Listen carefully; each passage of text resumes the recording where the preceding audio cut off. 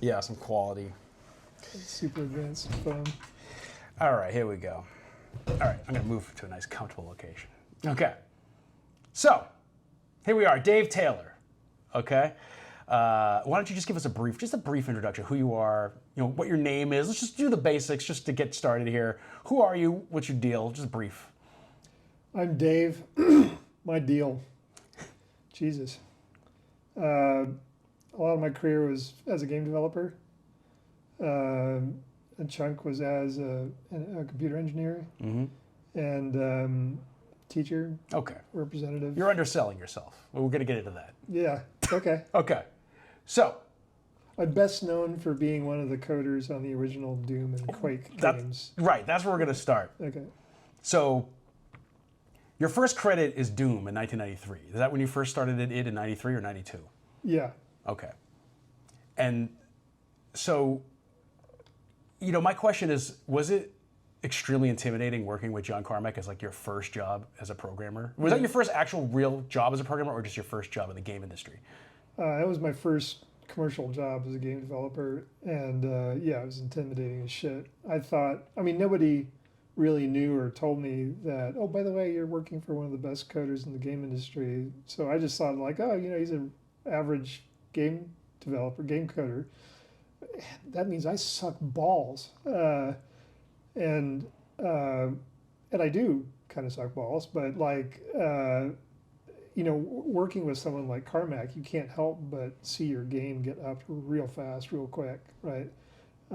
Just trying to tread water. And so it was very intimidating, and the way I often like to describe it is like, I'd say, hey, look, I got the status bar working, and he'd be like, hey, yeah, check it out, I'm levitating in my chair. It's like it was sort of how different his productivity and his genius was from anybody else I'd met. So yeah, but it was intimidating, but it was also you're young and I was young, and I mean, how we all were, except for Jay and Bobby, and you don't really think anything's impossible, right? And if there's an existence proof of something even closer, yeah, we can do that. Yeah, no problem, And so I thought for a while there, oh yeah, if I work harder, I'll just catch up with them, But it's like taking off at an exponential rate. There's no catching up. So it was a big lesson in humility and sort of just pacing yourself, and what can happen if you burn yourself out if you try to paddle too hard to keep up. Yeah, I mean, I was intimidated by him. I've never even met him. I mean, back then, I'd be sitting at home like, I'm playing a game right now, and John Carmack's probably reading some SIGGRAPH paper. Like, what is wrong with me? Yeah, that's probably accurate. Yeah, I can't imagine what it'd be like working. Like, were you just kind of like, my job is to do the things he doesn't want to do so he can aim his giant brain at whatever real problem needs to be solved? Like what kind of things did you code versus him, and did he have anything to say about what you were doing? No, he told me what to work on. Okay. And it was stuff, and I think what he was doing, you'd have to ask him. How he managed me and what I was like to manage, but I think he started me on easy shit, and then I think he just tried throwing harder shit at me to see where I'd break, and I broke a few times, but I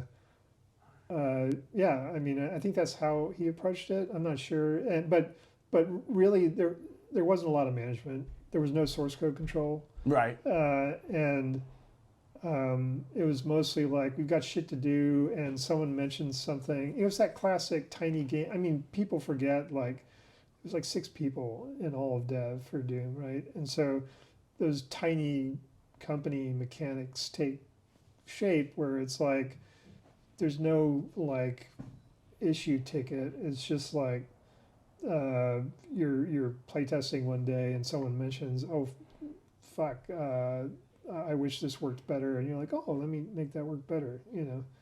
I've always been really strongly motivated by helping someone out in code. So if someone says, oh man, it'd be so much more convenient if I could do this, or wouldn't it be cool if this did this, and I'm like, fuck, I want to be your hero, Yeah, I mean, yeah, it's just wild. I would consider, I don't know about you, but I would consider id the first like gaming rock stars. I mean, there were people that were famous who made games before, but like I feel like as like the first gaming rock group, like. Okay. You know what I mean? Like that combination, I can see that. they were like the Beatles or Led Zeppelin or something of their era. Definitely not the Beatles. Not the Beatles, but you know what I mean? That's like Richard Garriott. He's the Beatle, right? Okay. In my pantheon, anyway. How do you make that distinction? Like the Beatles versus what id was like. What would you compare id to musically? Let's say if we're going to continue this analogy. Oh no, what are we doing? Well, I mean, I Metallica. guess they're Poison or something. Yeah. Yeah. So I don't know. They're like Metallica. They're much closer to Metallica. And Garriott is just like one. Which Beatle is Garriott? Garriott is probably, he's really not a Beatle, is he? He's so playful and hedonistic and so intense. Who's like that? I don't know. I don't know. I don't know enough about music history. But so you have a relationship with Garriott? Because you're from Texas, so you. Yeah. Okay. And he. So we were kind of neighbors. You know, Okay. lived up the road from him, and he published my game Abuse after all that, and we were friends. He and his girlfriend and me and my wife were like couples friends, you know. And his wife was a personal trainer, and she helped train us, and we did various things together. But super nice guy, as I'm sure everybody has told you. Yeah. And just a really fun guy. But he was bringing this full circle here. He was my first interview in the game industry.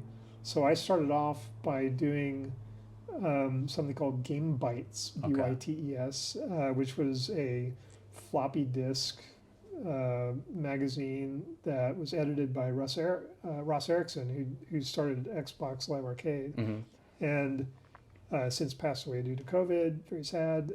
But I was reviewing games, thinking, "Holy shit! I can do a thing where I play games and I just review them, and that's my job." And I was doing that while studying electrical engineering, and it was a lot more fun than what I was studying. And then I very quickly realized, wow, a lot of games kind of suck ass, and I don't want to play them, and I hate this. And anybody with an asshole can, write about a game. So how do I interview people that I really want to meet? And so I really wanted to meet Garriott, and I was like, oh, I'll interview him, right? And so that was my excuse, and I interviewed him, and then I interviewed Chris Roberts, and I'm like, okay, I'm out of people in Austin that I actually want to meet. So I stopped interviewing people until id came on the scene with Wolfenstein 3D, and they were still a tiny little company and not super huge yet. And so I did a phone interview with the whole fucking team on the call, and there was always this super geeky guy in the background who answered all my geekiest questions, and sometime after the interview, I just sort of whined in an email saying, "Oh, gee, how can I work in games, right?" And I had time to just write, and that guy turned out to be Carmack, and he needed he needed someone to do a Sega Genesis port of Wolf 3D, and Sega Genesis port of it. Yeah. Yeah, I know. How was that experience? Yeah, did you end up working? I mean, that never came out. No. Thank God. Right. So I was doing my senior lab, and he was like, "Could you please just quit school?" And I was like, "No, fucking dude, this is my last thing over the summer before I graduate with a goddamn degree. No, just quit. Work for us." I was like, "No, but I'll tell you what I'll do. I'll read the Sega Genesis manual so that I'm up to speed by the time so I can hit the ground running." And I got there, and he was like, "Fuck that, we're behind on Doom. Work on Doom instead." And I was like, "Oh fuck." In a sense, I was like, "Oh fuck," because I'd studied this thing that was now not being applied, and everything was being developed in DOS, and I didn't know the first fucking thing about coding in DOS. And I'm a Unix guy, and so I was all excited that they were using Next Step and all that sort of stuff. And so I spent as much time as I could in Next Step, and I very quickly did the Linux port because I fucking didn't want to work. I wanted to work in something I was comfortable working in, you know. Mm-hmm. But yeah, so yeah. That's interesting. Eventually, there was a Super NES version of Wolf 3D, but Okay. But didn't you work on the Jaguar version of Doom? Yeah. Yeah. And so I heard a story before we move on. I think I've asked you about this before. That I read somewhere way back in the day, it was probably some lost Usenet post. Did you work on the networking code for the Jaguar Doom? No. Fuck No. that. Okay. Yeah, I worked on some of the network code for Quake, but just a little bit. But for Doom, I was mostly working. I was mostly working on the sound and the music engine. Because I heard a story that the Jaguar networking chip was so buggy that when it was working on the Jaguar version of Doom, they had to put an ice cube on top of the networking chip on the Jaguar to keep it from overheating while developing it. I heard that story. Close. I don't think unless, I mean, I certainly never did, but maybe Carmack did, but I certainly never put an ice cube anywhere near the chips. But we did have to leave a Jaguar in the freezer. Okay. And take it out. Well, that's probably where that story came from. Yeah, okay. Which is funny because I've actually had modern hardware that I've had to do. Yeah, so I worked on the chip. So there was one chip that was just fucked. Yeah. And the thing that it was fucked about it is that it could not write to memory reliably. And as a coder, you know, oh Jesus, that's something you need. But when you think about it for a second, you're like, well, wait a minute, that actually reminds me of network code. So in a way, it's like doing UDP packets with your own goddamn memory. And so we realized, okay, well, this is where we'll put the sound, because if you write out bad memory with sound, it'll just come out as a pop, but the world doesn't end. Yeah, interesting. Yeah.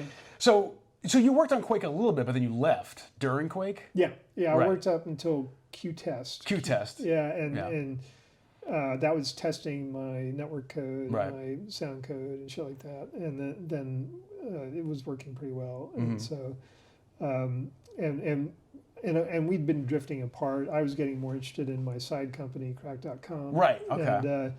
And so Carmack was like, "Hey, why don't you work until we launch Quake, and then we'll part?" And I was like, "You know what? Actually, I kind of want to go earlier." So I sort of countered and say, I want to leave after Q-Test. Okay, so you started Crack.com in '95. Why is it called Crack.com? Why was it called Crack.com? Addictive games.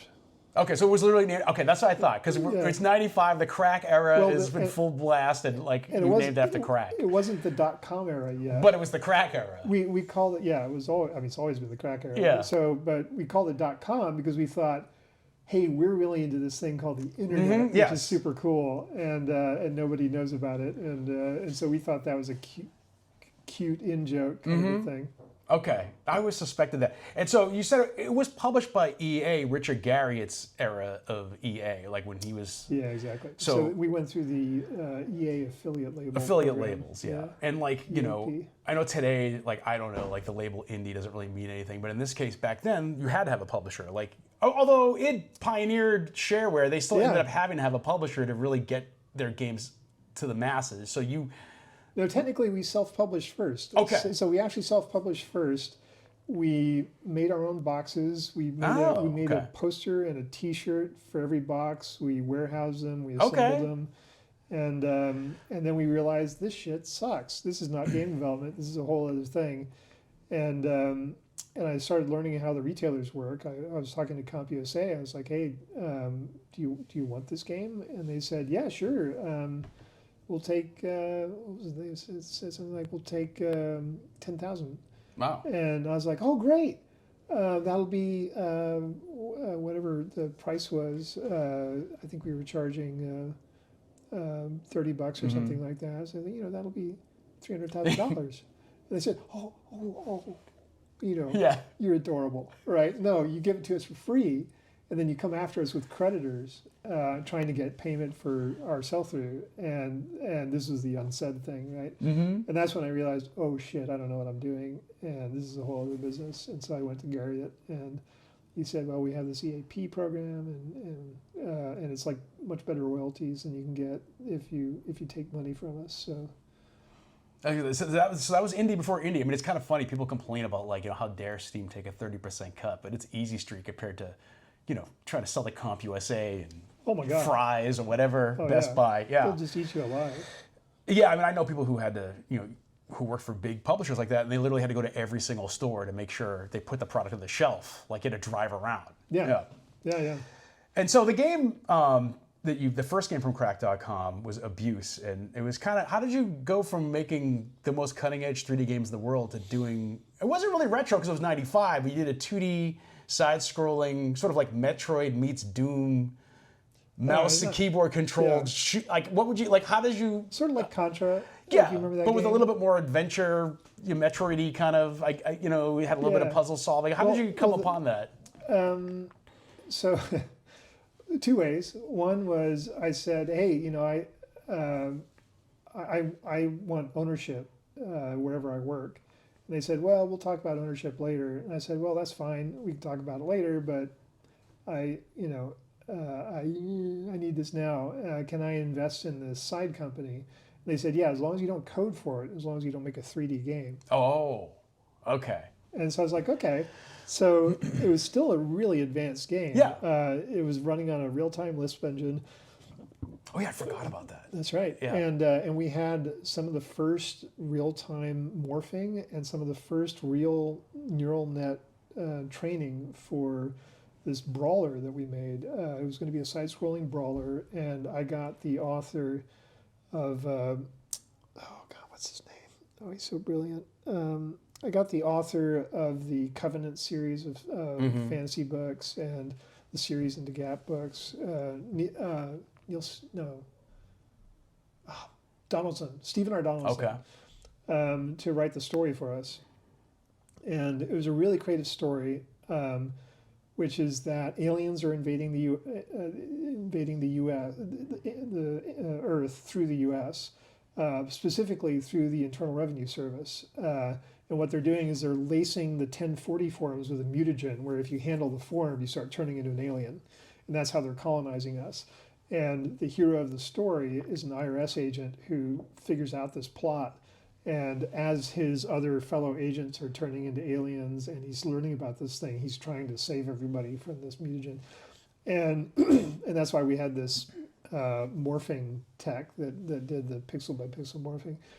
And we started going down that path, and brilliant writer, but he didn't realize the cost of his words when he would suggest this is how this changes and then that changes. Like, Jesus fuck, we got to change all the gameplay like every time we go to a new chapter, And I realized I didn't know how to manage a famous kick-ass author and tell him you don't know what you're doing, and you have to pull back and stick, and I was just too afraid to do it. And so I said, hey, I really appreciate your time, but we're pulling the cord on this thing. And so we just looked at the engine we had and said, what can we do with this? And we're like, what can we do in our sleep?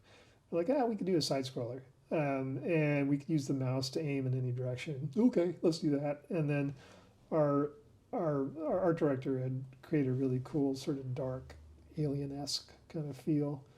And so we just sort of went with that. And then we picked the name Abuse because it was one of the first cool sounding things we found in the dictionary starting at A, thinking we're going to be at the top of lists if we start with A. There was no page rank. There was no Google back then. Exactly. It had to be alphabetical. It was alphabetical. Yeah.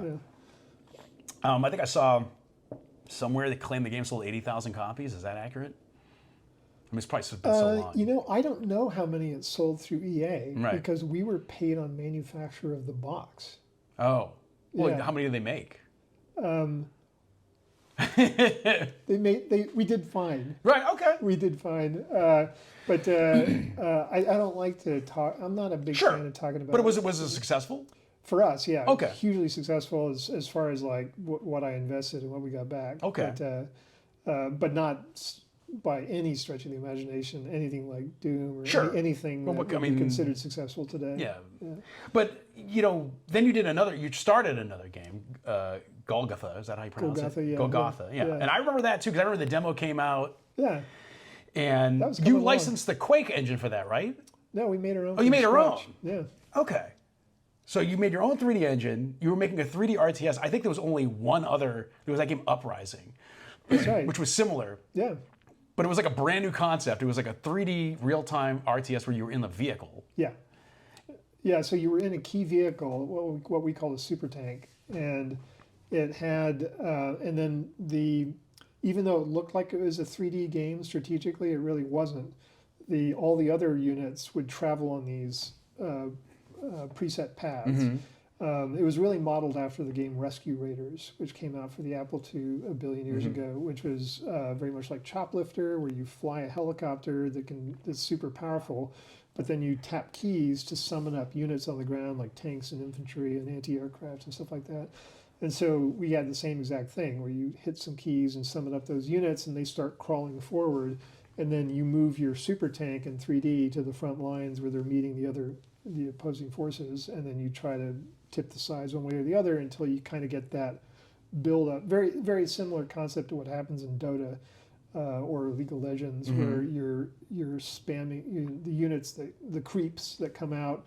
You get this positive reinforcement loop where if you do well enough in a wave and enough are still alive, then when the next wave comes along, it's even harder to counter, and then that sort of, and so that was kind of the approach we were taking.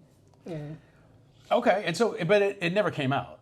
No, I mismanaged that horribly. Okay. So my coder was so brilliant, Jonathan Clark, and my partner, and he had made it so that we had a full, like before any of this was done, we had a full 3D accelerated in-game GUI game editor on top of our 3D accelerated game, which was already fucking hard to do. And I just kept, I was that idiot guy that kept pushing, like, we'll do this too, and then do that other thing, then do these other 13 things. And I really killed it the same way, any idiot amateur manager fucks it up, which is trying to bite off more than you can chew. Of course, in your defense, I mean, you'd only been working in the game industry like maybe 5 years by that point. Yeah. And also, I think back to those days, and did anybody know how to manage a gaming software project in 1997?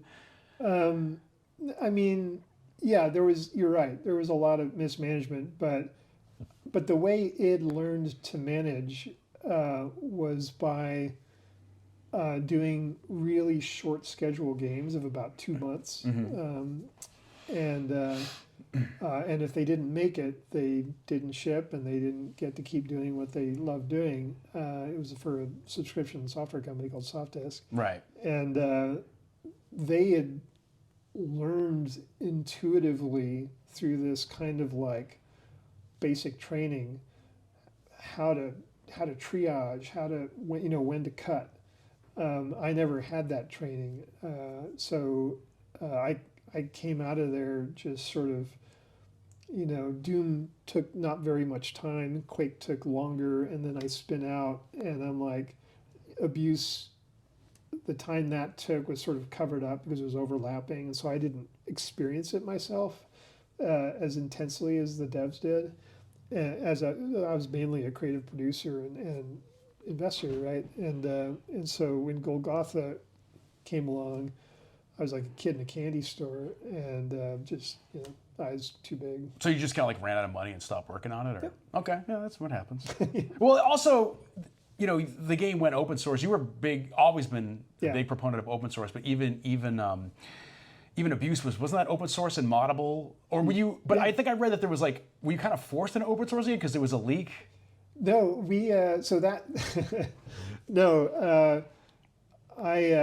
I'm responsible, unfortunately, for someone hacking her computer at id and getting either the Doom or the Quake source or something, or maybe both.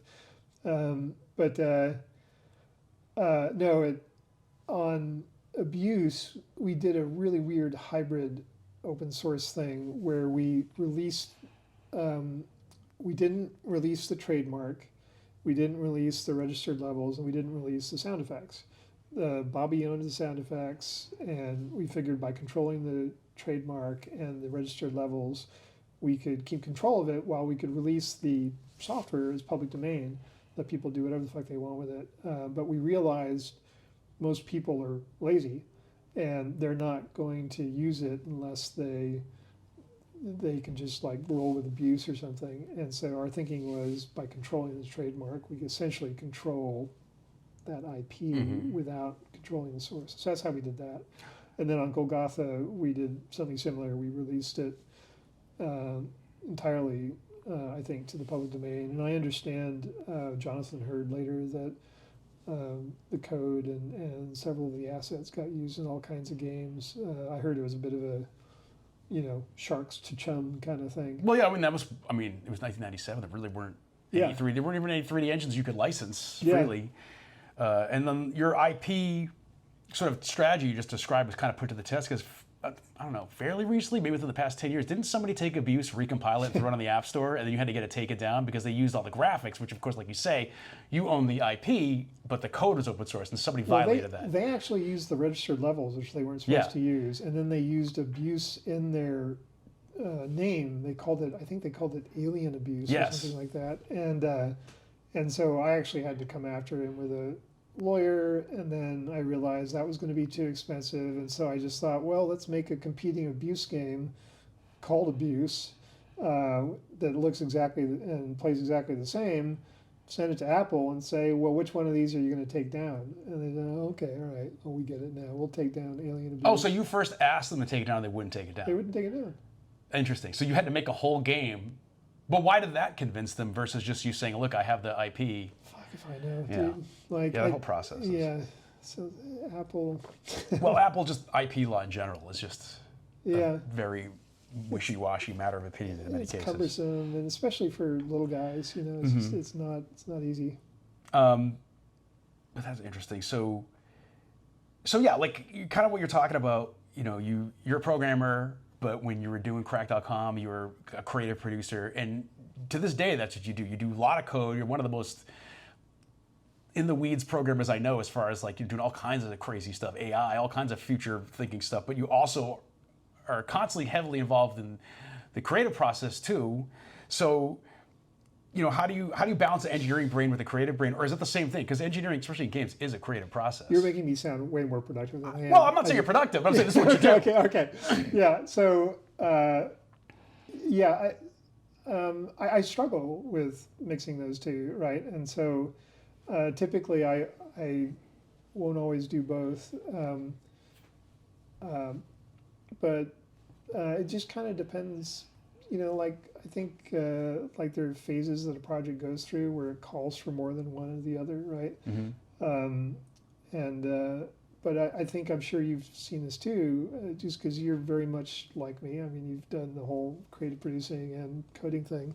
Like, it's hard to switch gears.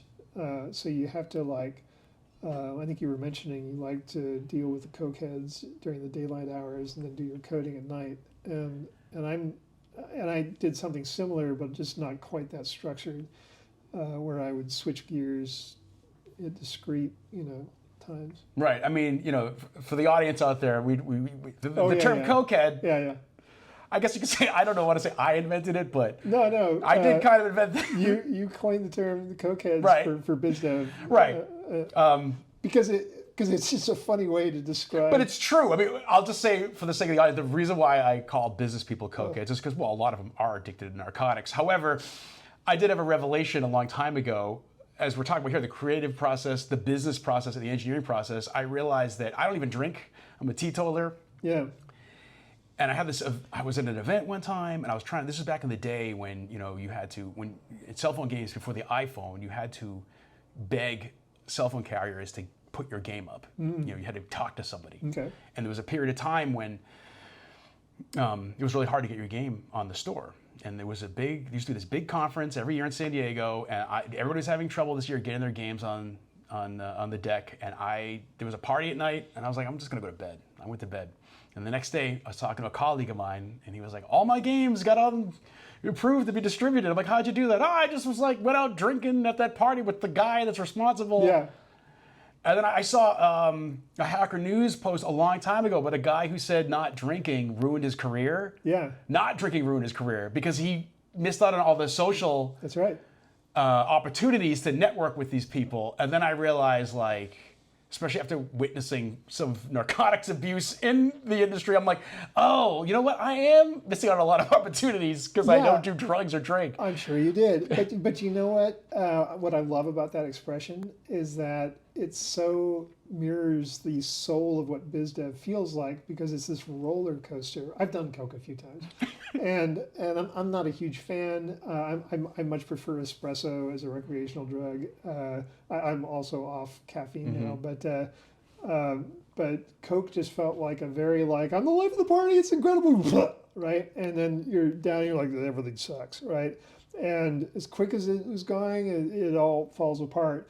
And once you've done BizDev for a while, you're like, oh, I know this feeling where you're like, oh, the deal's going to be done. It's going to be done. Oh, fuck that. I lost the key guy that I knew at the company, and he's gone now, and I have nobody to talk to, right? And suddenly the whole thing is like fucking over. And then you have to go back on that roller coaster. And so I think that's the perfect name for it. Well, like I would talk to people all the time, like especially people in Silicon Valley who are, I mean, I don't know, young, maybe a little bit more naive, and they'd be like, you know, my CEO, he's just amazing. Like, he comes in every day and he's so energized. He always has new ideas. Like, every day it's a new idea. It's a completely fascinating new concept. Yeah. And he just changes all the time. He's always thinking about something different. He's always super excited about something new every day. And I'm like, yeah, that's because he's on a schedule to narcotic. Exactly. That's a symptom of being addicted to narcotics. Yeah, I actually know a guy, a friend of mine, is CEO. He won't touch this stuff, but he's one of these guys like Robin Williams. He just has cocaine in his veins. And he's just boundless energy, and I'm very envious of whatever. The natural high. The natural high, it's incredible. So also after Crack.com, I might have these facts wrong a little bit, but you were doing consulting, and you ended up working on Lord of the Rings Battle for Middle-earth at EA as a consultant, right? Yeah, briefly. But wasn't that the project that EA spouses? Yeah. Yes. So for those, this is a long time ago. I actually did a little research. I forgot how buried this is in the internet. But for those who don't know, EA spouse was the fiance of a programmer on Lord of the Rings Battle for Middle-earth, and she wrote a live journal, which is still up, that explained how horrible the working conditions were at EA and how they were working these people to death, and they weren't getting compensated, which brought crunch to the forefront. But you weren't a full-time employee, right? You just came in. Yeah.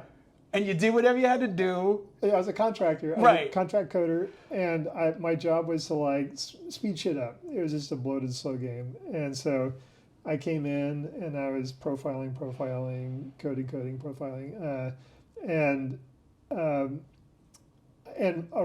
they were doing this shit where like they were getting Jamba Juice, and that was kind of considered your half meal, and then they would buy dinner. So you basically were expected not to leave, and then you were expected to come in on weekends. And you know me, I'm not very authoritarian compatible, you know, and they would tell me like, oh, well, we need you to come in Saturday and Sunday. And I'd be like, oh, no, I'm not doing that. But they didn't take that very well. And of course, it set a really poor example for all the coders that did have to come in well. But I remember like how psychologically damaged they were, like that for fun. The coders would come around with those, you know, those thick rubber bands, not the little skinny ones, but the fucking like half-inchers, and they'd come up at you point blank in your back and just beam you in the back. Like, pain, sensation at last, you know?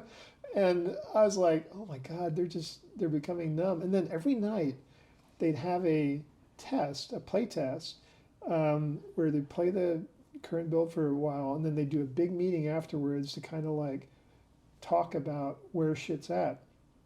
And I remember, this was what struck me as being so different from id, is that we went in there afterwards, and there was this group think just from people death marching for so long.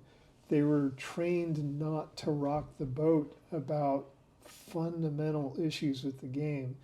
And so I was like, hey, guys, this is not fun.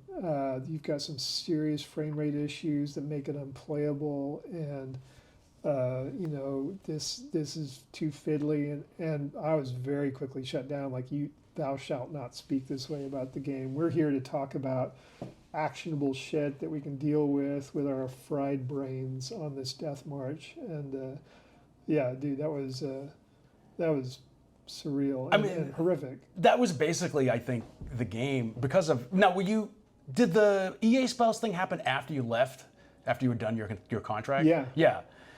But that changed, I think, game development forever. That was even though crunch still exists, it's now a known thing, and it changed the laws and it changed how people get compensated. Like maybe I'm wrong, but I kind of feel like today, in a lot of studios, people actually get compensated. They still crunch, but people are actually kind of compensated now in some studios for it. Okay, Like that's good to hear.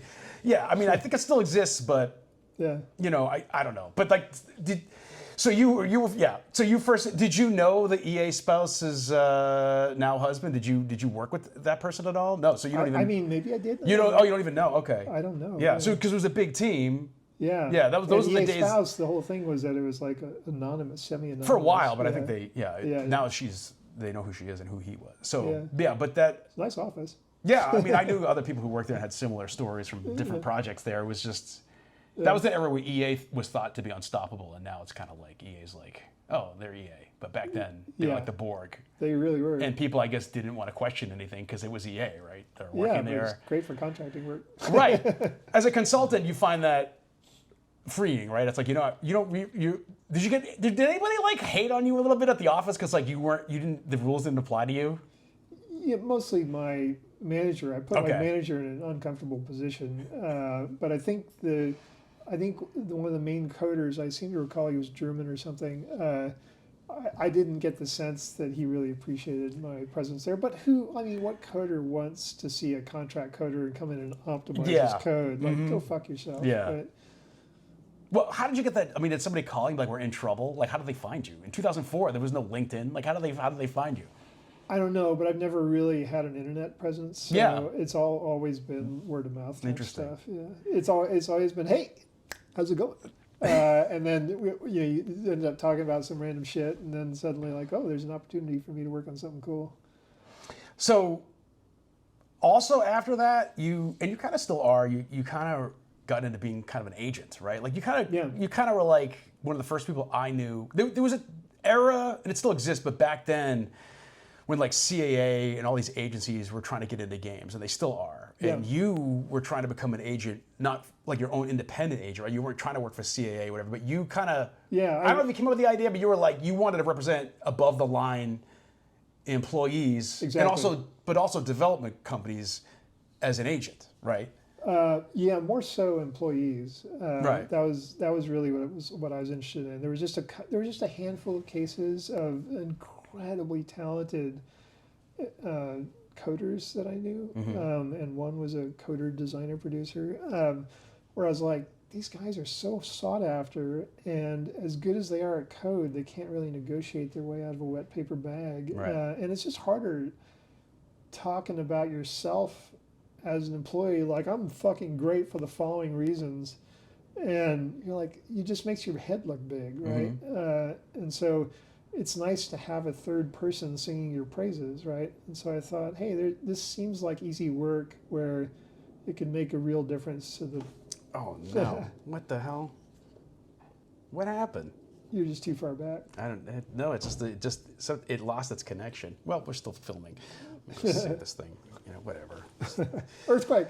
I don't know. Yeah, I don't know. Well, here we go. Whatever. Yeah. That's an interesting question. Also, you might want to take your elbow off the thing. I knew you was shaking the table a little bit, but that's okay.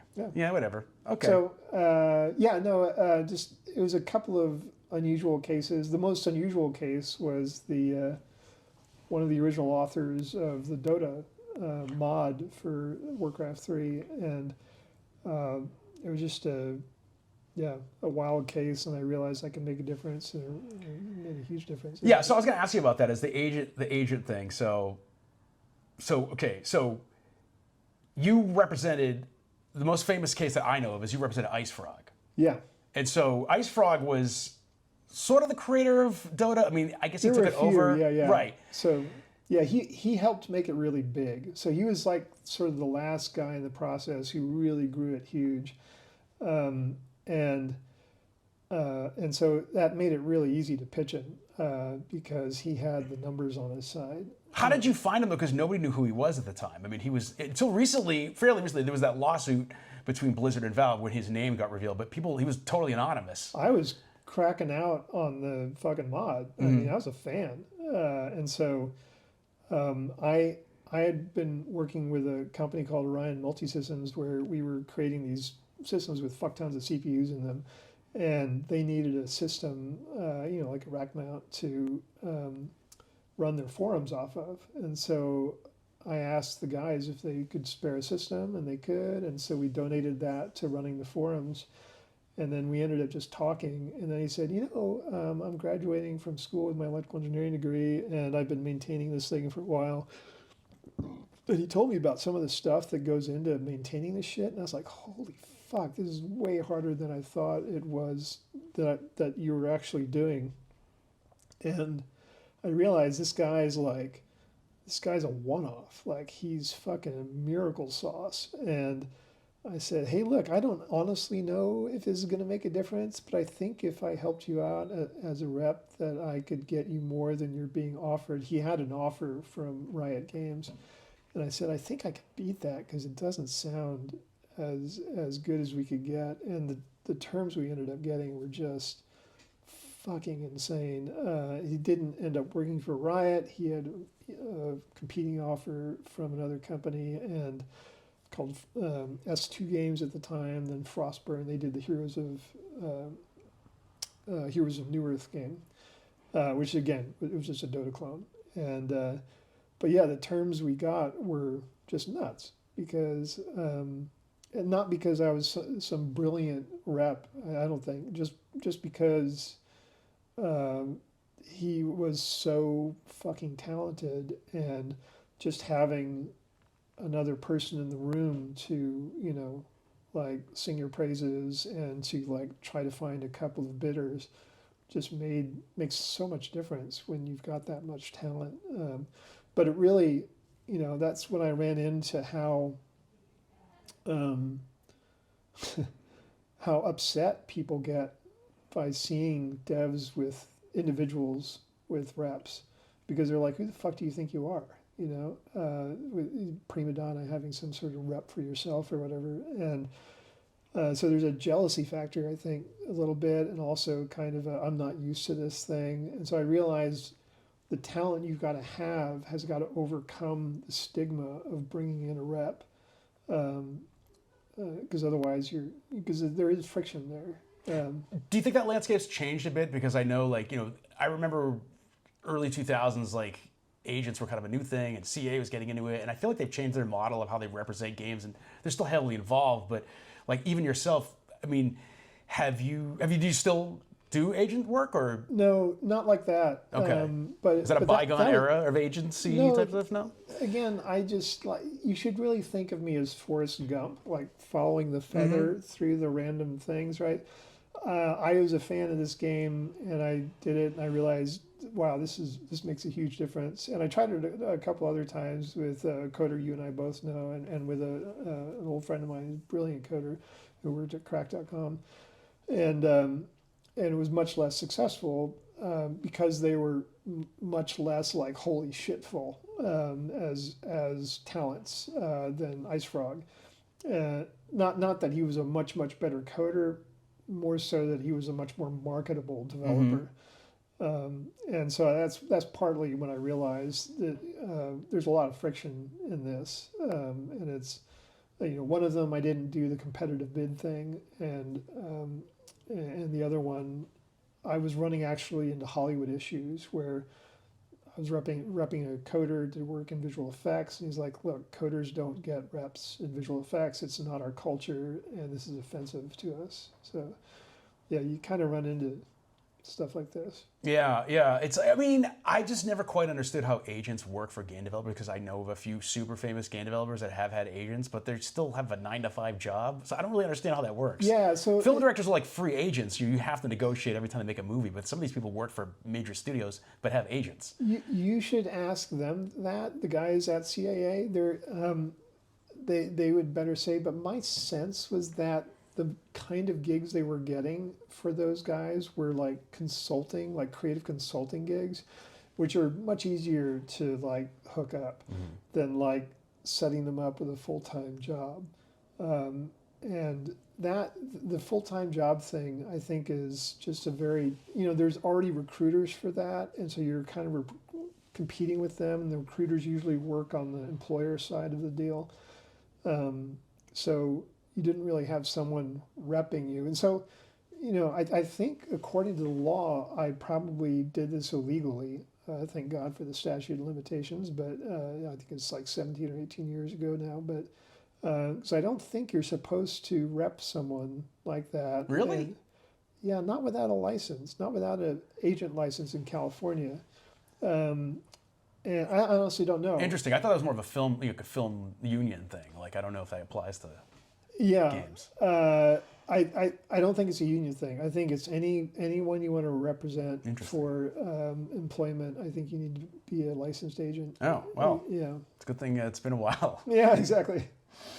So, I mean, one interesting thing, though, like with IceFrog and with a lot of things, like IceFrog created essentially an entire industry. Yeah, no shit, dude. But and now he's at the head of like creative for multiple games at Valve.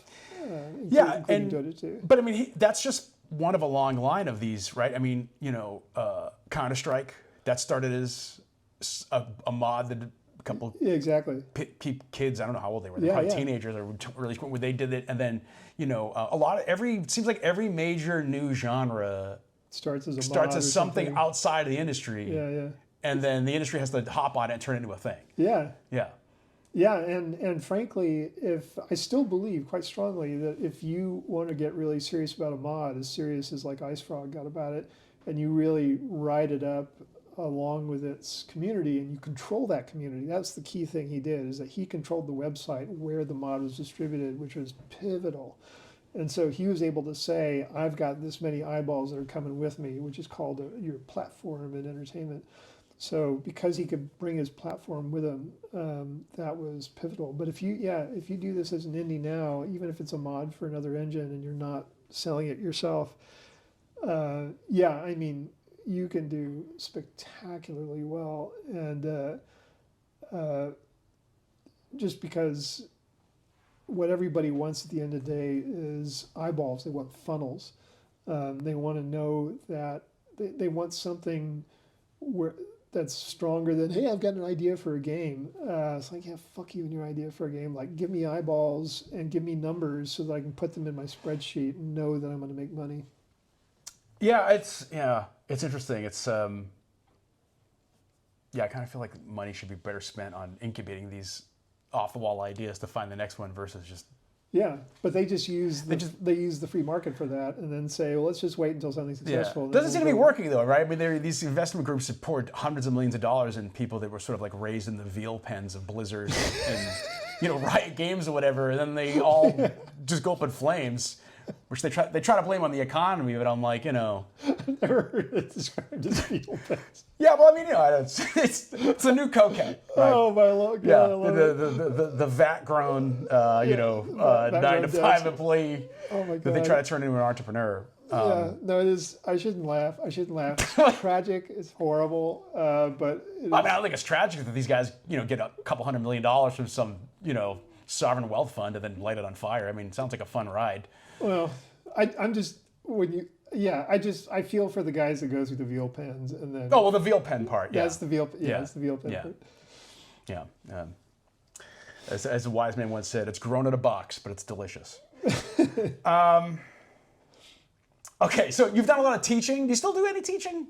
I love teaching. Okay. And I serve a lot on advisory boards, and that's a kind of teaching that pays better than teaching, generally. But I was officially teaching at the Academy of Art University up in San Francisco, which is the largest private art school in the U.S. And I was on their advisory board to the owner. And every year, her kids would come out and they'd do this sort of showcase thing, and they were like, here's our concept art and our design docs. I was like, go fuck yourselves. Like, why aren't they shipping games? They're not going to learn how to make games unless they ship games. And they said, well, fuck you. Teach them how to make, how to ship games. I go, okay, let's do that. And so I had this gig where I they flew me up once a week to San Francisco to teach these classes on game production. And so they had a lot of money. So I said, okay, the first thing we're going to do is simulate a Steam-like website. We're going to make a portal. And then I'm going to make my kids ship a game a week. And if they don't ship, they get an F. And if they if they ship anything that runs, they get a C. And then I would give them a separate thing, which is either bronze, silver, or gold on their game. Bronze means it's better than crap. Silver means that there's one or two things keeping you from like putting a price tag on it and selling it. And gold means you could just sell this right now.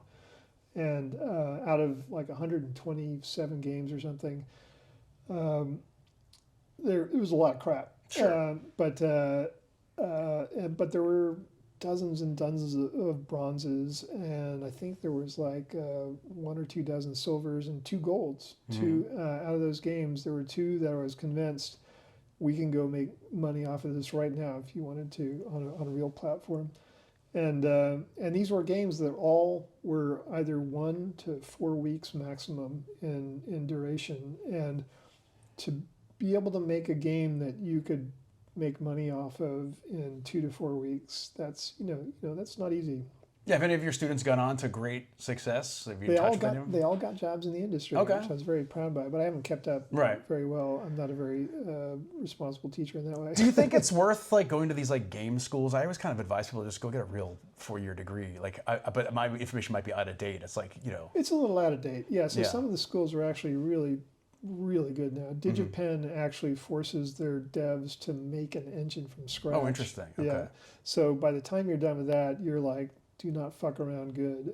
Full Sail's quite good. The USC program's pretty good. It just depends on who you get. Sure. Man. But there's a handful of schools that are excellent, and there's a lot of them that are just I've hired some people from the school you taught at, I believe, and and I based it based off their portfolio. I was like, oh, did you they show me the projects and they make a lot of interesting projects. And then all I have to do is ask them questions to make sure they actually worked on it. Yeah. And then it's worked out because it's actually a pretty good education in development. Great. Yeah. That's great to hear. I just kind of think that sometimes you're gonna not want to make games anymore, and it might help if you just got a comp sci degree. You know what I mean? Yeah. No, I mean certainly it's a better fallback, right? Yeah.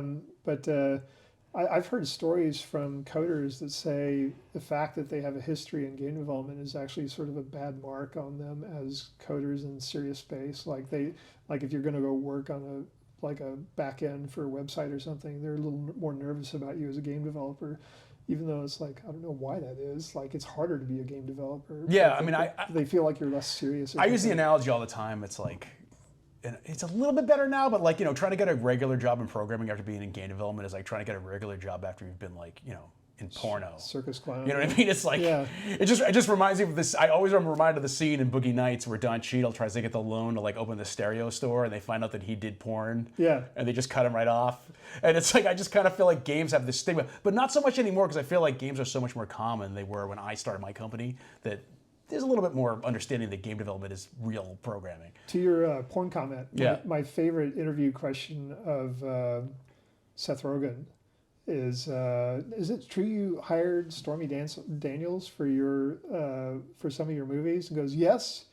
We learned early on in our filmmaking career that if you have a nude scene, it's always best to hire a porn actress because it's going to be the easiest work they do all week. They don't, they don't have to put anything inside of them, and they're very comfortable being naked. And I was like, yes. And this is what people should think about game developers. It's like, you want me to do something and you don't need me to do it at 60 frames a second. Yes. Yeah, no fucking problem, man. Yeah, I mean, I kind of tell people all the time, like when you compare game developers to sort of like regular web developers, web developers are kind of like the programming equivalent of people who think food comes from the supermarket.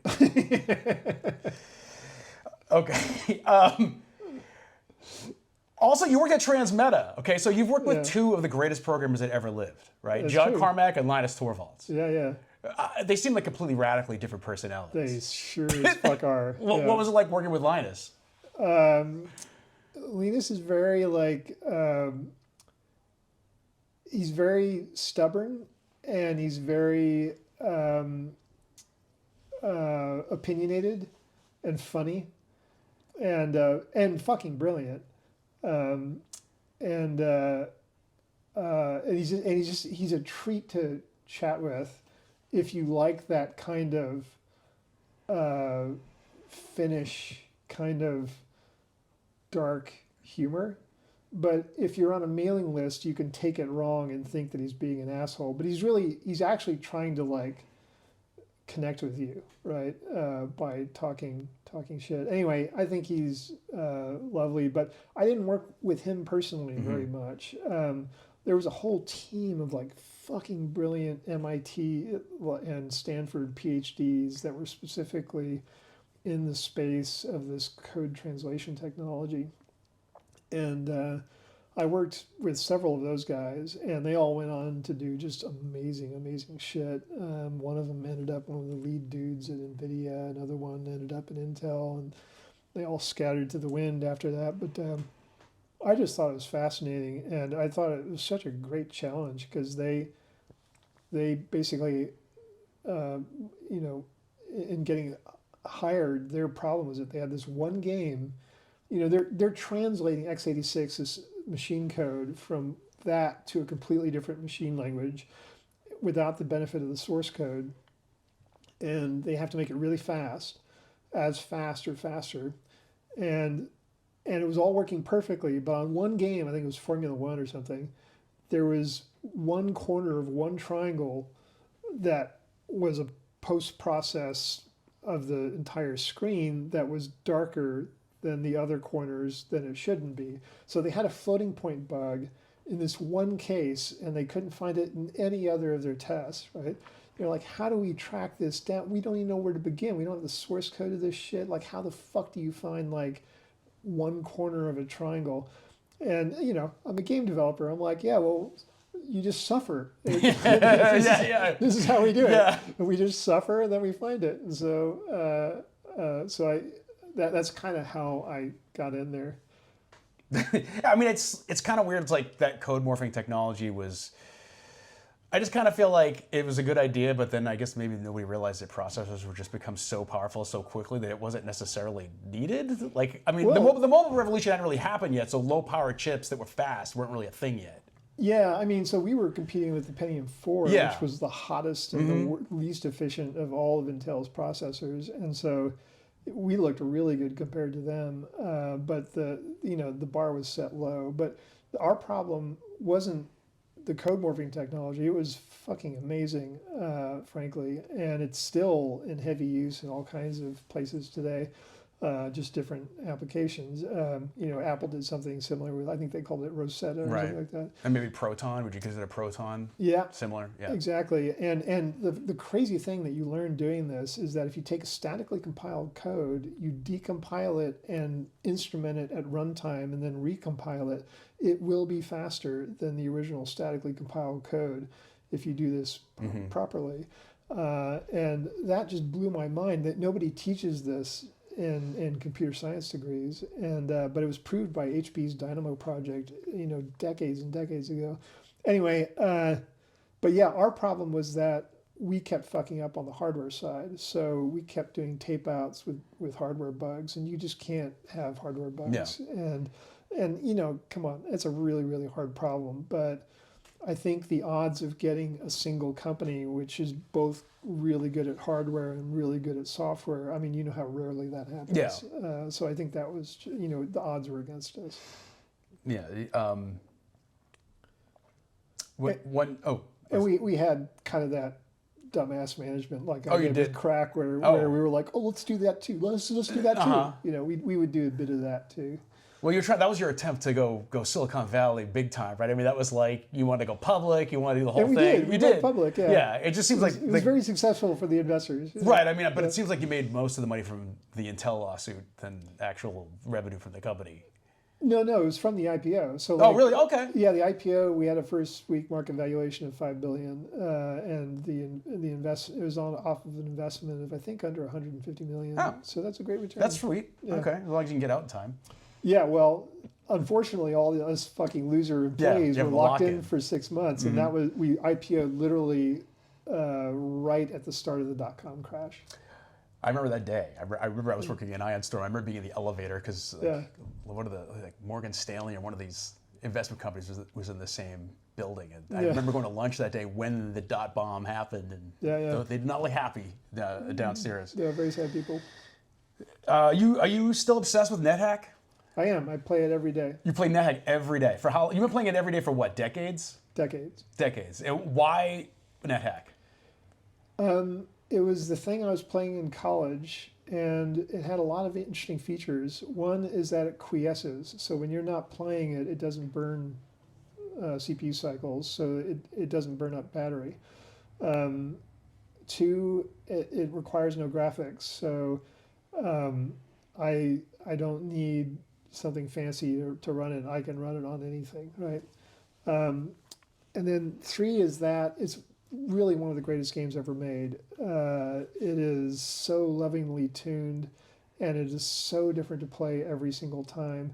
And you know, another reason is that you can play it as fast as you can type, and I can type pretty fast, like 100 words a minute, something like that.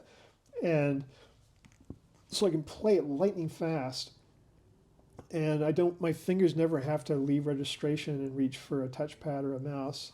And it's literally what Diablo was based off of as a game design, and it's just fucking great. And it's become for me like meditative. So now when I'm playing it, I'm only kind of half there. I'm really just kind of zoning out, and it's all on my spinal cord now. Like half the commands I couldn't tell you what they are because my fingers are doing it, but I have no idea what the keys are anymore. But has the game changed in the decades you've played it? I mean, has it Oh, been yeah. updated? Okay, so it's a radically different game now than it was like 10 years ago. Not radically, but it's but they're making the kind of changes that matter. They're making like balance changes. This is the magic that IceFrog did. He wasn't like throwing tons of new characters at DOTA. He was taking the characters that were in there and he was constantly tweaking and tuning and balancing and making sure that it was really well balanced. And that's the sort of changes they make in NetHack over years and years and years.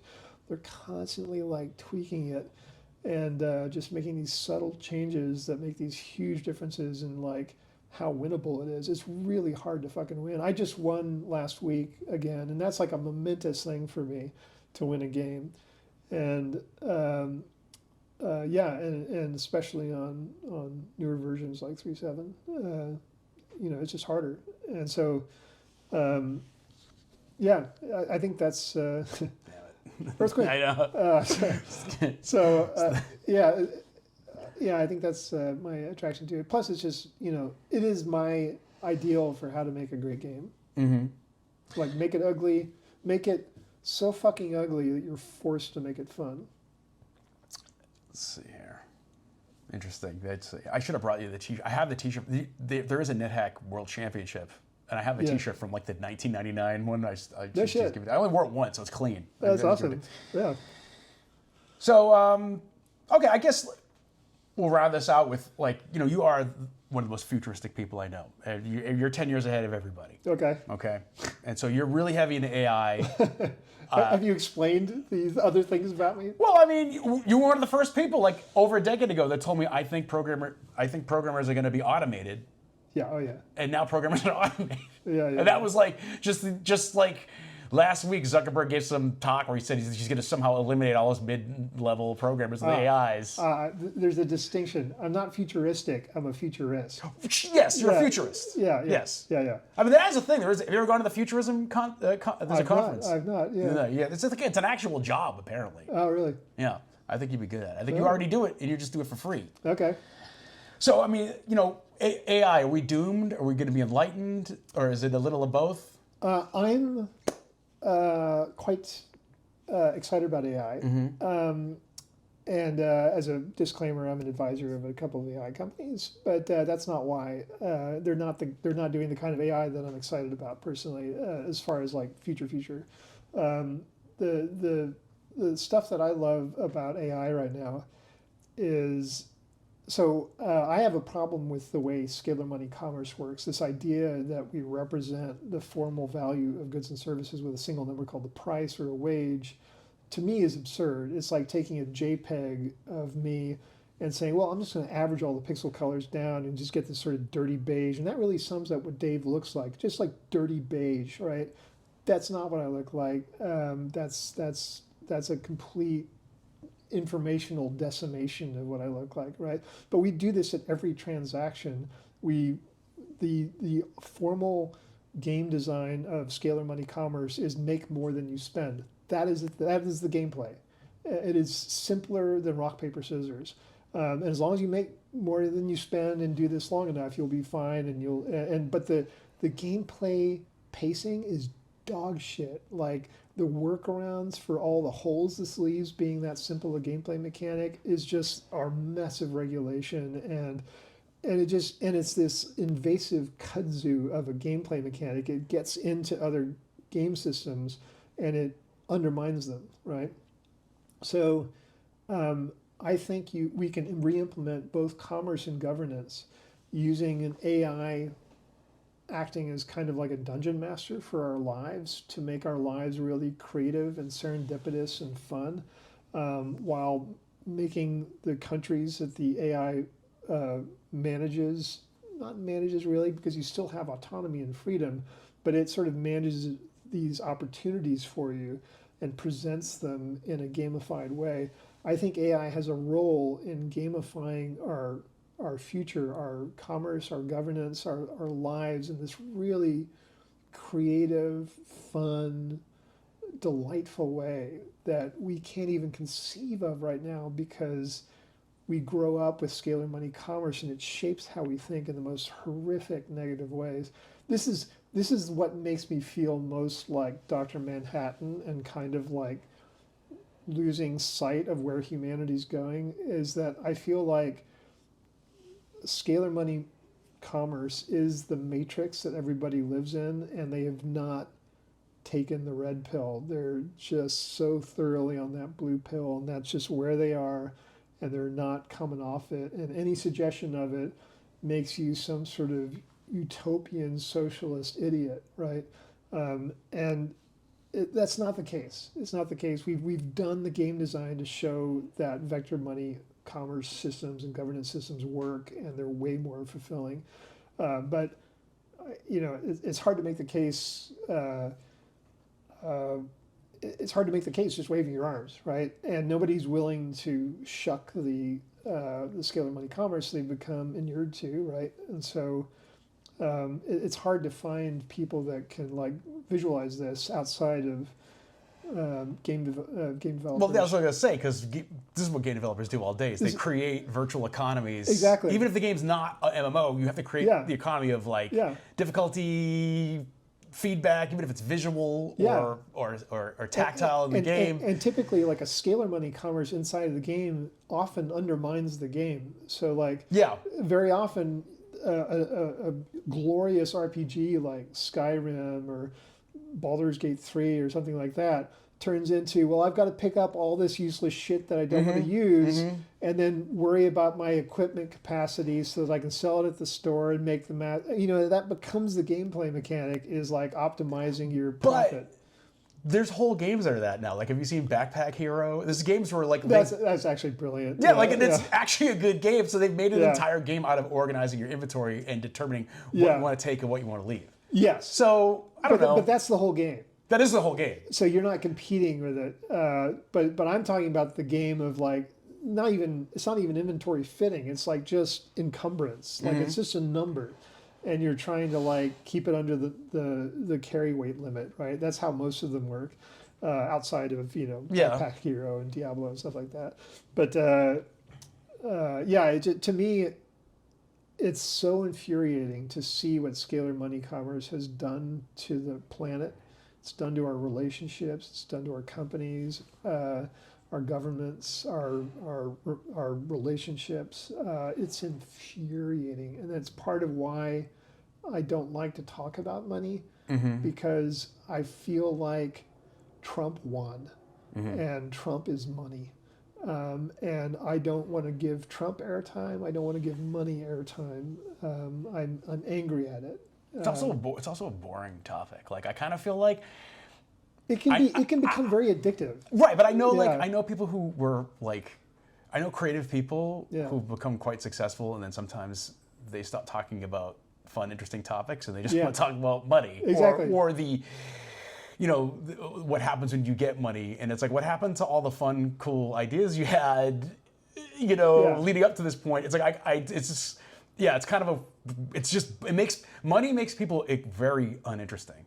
It can, really can, and I think it amplifies people, right? Because now nobody's telling you no, right? You can't do that. So it brings out whatever it is you want to do with it, and a lot of people want to do things that amplify the basest parts of their personality. This is where I thought that money corrupted me when I was making a lot of it. I was not happy with who I became, and I've seen it happen to you and I have both seen it happen to several friends who were one way when we met them, and they were of modest means, and then they became a very different way when they were very successful. Yeah, I kind of feel like an extreme example, you can see scalar money breaks at the high end of the scale because essentially, Elon bought the United States government for about as much as it cost to make Gladiator 2. It wasn't even that much money. Yeah. But when you have that much money and you're completely independent, like you could get something really bad could happen to you and you still have a lot of money. Yeah. The system is not designed to withstand the influence of somebody with that much money. Yeah, because it kind of works on the low end. Like people are motivated, they go to work to do whatever. When money was invented 6,000 years ago. Yeah, nobody had that much of it. It was actually pretty clever fucking design. Yeah. It just did not weather the information age very well. But do you think a lot of game designers have a sort of utopian view of how this works? Because I kind of feel like this sounds like it makes sense in the context of a game where you've built the entire reality. But when these types of concepts have to interact with real people in real situations, or a wildfire that takes out, Altadena or what have you, it's the real world, the meat space world isn't as easily quantifiable as we would like.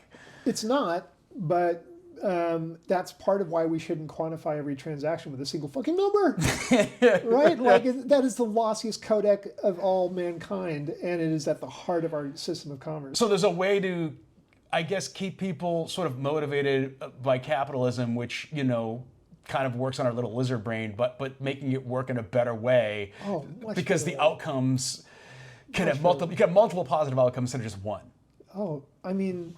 So much. And the government applying tax policy or whatever is almost like patches. Like you're fixing the symptom. Like in programming, sometimes you're fixing the symptom. You're like, I don't know why this pixel's dark, but we could just turn it light every frame instead of figuring out why that pixel's being turned dark. Yeah. So what you're saying is like a lot of the laws and tax policies and stuff are just patches, and they're not fixing the actual problem that generates like the inequality and the end results that aren't great. The underlying problem. Yeah. And they don't.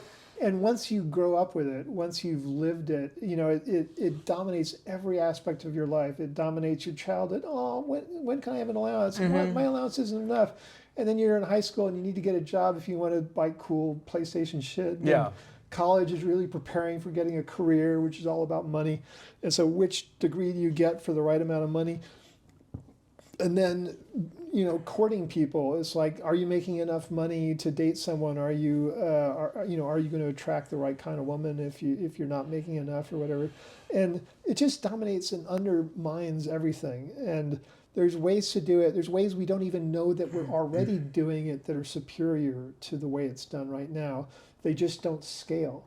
And so now we finally have the tech with the help of AI and with the help of shit tons of cameras.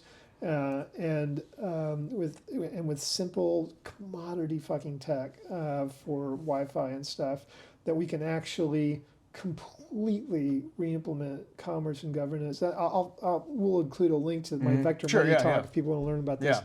But it's all completely. There's no sci-fi required anymore to completely fucking fix this. But something we're used to as game developers is that when something doesn't work, when an engine has hit its end of life, we just fuck it, we're going to rewrite this from scratch. And we're very used to that in the game development culture, but with commerce, no one's used to that. They're not ready to say, oh, fuck it, this broke. This is responsible for the Anthropocene extinction and everything that's going wrong. In addition to what's going right, but it's also, what's going wrong. And we're literally risking our own extinction and still unwilling to make a radical engine level change. And and a lot of people ask me, oh, so, you know, is this is this how like Bitcoin can save us? You're like, no, it's another fucking scalar. That's another fucking scalar money, right? Like, it's not going to help get us out of this. Is if you're not representing the liabilities and benefits of goods and services with many fucking numbers, huge. We would do it in games with a big struct. But the formal name of a struct is really a heterogeneous vector, right? If we're not, if we're not tracking that state, that value, that liability with a lot more than just a single number, then you can't fix a problem that you're not even measuring. Yeah. All right. Well, cool. I mean, that's very. That's a long way of saying I'm bully on AI. You're big on AI, and again, maybe 15 years from now, the regular people will be talking about vector money. You know what I mean? Like, because you're always ahead of the curve at all times. I hope so. Jesus Christ. I mean, because we're on the verge of like burning ourselves to a crisp. Yeah, I mean, right? we might be already past the verge, to be honest. Yeah. Yeah. I mean, yeah. All right. Cool. Well, all right. This was very enlightening. Very good. Thank you, Ralph. Yeah, no problem.